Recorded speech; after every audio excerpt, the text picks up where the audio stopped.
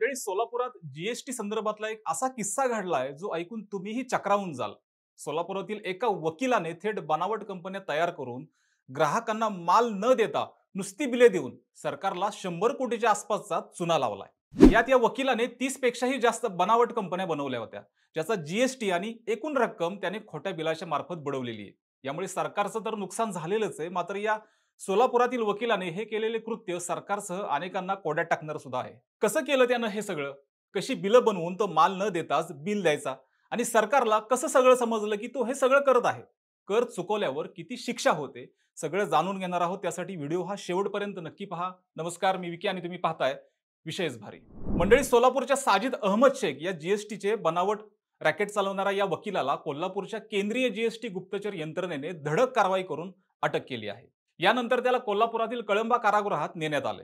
आतापर्यंतच्या तपासात सुमारे 50 कोटी रुपये बनावट पावत्यांच्या द्वारे त्याने वापरले गेल्याचे निष्पन्न झाले। आणि आता या साजिद शेखने नक्की काय केले हेही पाहूयात। मंडळी, साजिद याने सोलापुरात 30 कंपन्यांचं जाळं हे तयार केलं होतं। यातील निम्म्याहून अधिक कंपन्या ह्या बनावट आहेत। मालाचा कसलाच वापर न करता तो लोकांना फक्त त्याची बिलं द्यायचा। काही दिवसांपूर्वी केंद्रीय गुप्तचर यंत्रणेने साजिद याच्या सोलापुरातील कार्यालयावर छापा टाकला होता। या छाप्यात त्याचा कम्प्युटर, मोबाईल आणि वस्तू जप्त केल्या होत्या। आता या जप्त वस्तूंची फॉरेन्सिक डिपार्टमेंटकडून चेकिंग सुद्धा करण्यात आली आणि यानंतर जीएसटी गुप्तचर यंत्रणेने सोलापुरातील एकाच दिवशी 12 कंपन्यांमार्फत सुमारे 50 कोटीचा कर बनावट पावत्यांद्वारे वापरला गेल्याचं निष्पन्न झाले। सोलापुरातील या साजिदच्या एकूण 30 कंपन्यांपैकी तपासातून हा आकडा 100 कोटींपर्यंत जाण्याची शक्यता अधिकाऱ्यांनी दर्शवलेली आहे। आता यात मंडळी किती व कसली शिक्षा होऊ शकते हे सुद्धा आपण पाहूयात। बनावट बिल बनवून केलेल्या या प्रकारासाठी अजामीनपात्र गुन्हा आहे। यातच 5 वर्षाचा कारावास सुद्धा आहे, असं गुप्तचर विभागातील वरिष्ठांच्या माध्यमातून समोर आलेलं आहे। आता यातच साजिद शेख याने 30 कंपन्यांच्या माध्यमातून सोलापुरात रॅकेट चालवले। त्या कंपन्या ज्यांच्या नावावर आहेत त्या सर्वांची माहिती गुप्तचर विभागाने संकलित केली। त्यांच्याकडेही आता तपास कसून सुरू असून या रॅकेटमध्ये सहभागी साजिद शेख याने 30 बनावट कंपन्यांच्या माध्यमातून जे काम केले त्या 30 जणांच्या नावावर असलेल्या लोकांनाही चौकशीला आता बोलावण्यात आलेलं आहे। आता यातच संभाजीनगरात सुद्धा एक अशीच घटना घडली आहे, ज्यामुळे जादा नफ्यासाठी अनेक जण फसले गेल्याचं समोर आले। यामुळे सोलापूर सारखी बनावट कंपनी तयार करून संभाजीनगरात जादा प्रॉफिट देऊ अशा बहाण्याने 8 ते 10 जणांना 39 लाखाचा गंडा घातलाय। सनसिद्धी फायनान्शियल सर्व्हिसेसच्या रुपाली नामदेव राऊत, नामदेव गुंजाळ, एकनाथ गुंजाळ आणि जगदीश राऊत यांच्या विरोधात गुन्हा दाखल झालेला आहे।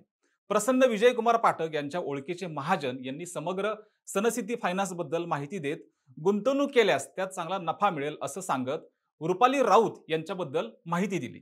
याच्यात पाठक यांनी रुपालीची भेट घेतली असता तिला 10% आमिष दाखवून सुरुवातीला काही नफा देण्यात आलेला आहे। यामुळे अनेक गुंतवणूकदारांना फायदा झाला। एकमेकांच्या ओळखीने अनेकांनी गुंतवणूक वाढवली। काहींनी 8 ते 10 लाखापर्यंतची रक्कम गुंतवली। सुरुवातीच्या काही महिन्यात बँकांमध्ये पैसे जमा व्हायचे, नफाही यायचा, मात्र काही महिन्यांनी अचानक नफा यायचा बंद झाला। यात अनेकांची फसवणूक सुद्धा झाली। आरोपींनी प्लॉट विकून पैसे परत करण्याचे आश्वासन सगळ्यांना दिलं, वचनपत्रे, चेकही मिळाले, मात्र फेब्रुवारी 2025 मध्ये दिलेले चेक वटलेच नाहीत। या प्रकरणी रुपाली राऊतांकडे गुंतवणूकदारांनी तगादा लावला, मात्र रुपाली राऊत यांनी धमकी देत संपर्क कट केलाय। मंडळी, इकडे सोलापुरातील वकिलाकडून बनावट कंपन्या तयार करून सरकारचा 100 कोटीचा थकवलेला कर असो, किंवा संभाजीनगरातील हा प्रकार जिथे बनावट कंपनी तयार करून लोकांना पैसे डबल करण्याचा आमिष दाखवून पुन्हा कंपनीच गायब होणं असो, या अशा प्रकारामुळे सामान्य नागरिक आणि ग्राहकांची काळजी घेणं आता गरजेचं बनलेलं आहे। त्यामुळे मार्केटमध्ये बनावट कंपन्यांच्या आधारे लोकांना व ग्राहकांना लुबाडून सरकारचं टॅक्सही थकवणाऱ्यांपासून सावध राहण्याचं आवाहन सरकार हे वेळोवेळी करत असतं। तेव्हा ग्राहक आणि लोकांनी यातून काळजी घेणं फार गरजेचं आहे। मंडळी, या सगळ्या प्रकारावर तुमचं काय मत आहे कमेंट करून निश्चित कळवा। तसेच विशेष भारीला सबस्क्राईब करायला विसरू नका आणि हा व्हिडिओ जर फेसबुकवर पाहत असाल तर विशेष भारी FB या फेसबुक पेजला देखील फॉलो करायला विसरू नका। धन्यवाद।